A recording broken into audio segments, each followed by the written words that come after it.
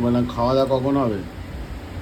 এই তো এবার হবে। আজকে লুচি করেছি একটু, আর এই পনির আলু আর পটল আলু পনির দিয়ে তরকারি করেছি।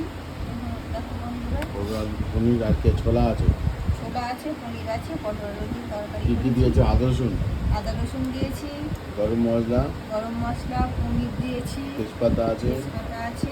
খুব সুন্দর তরকারিটা করেছি। আর এখানে একটু মিষ্টি রেখেছি, মিষ্টি মানে সোমপাপড়ি। আর এই ঠান্ডা এই হচ্ছে আমাদের রাত্রিবেলার মেনু বন্ধুরা।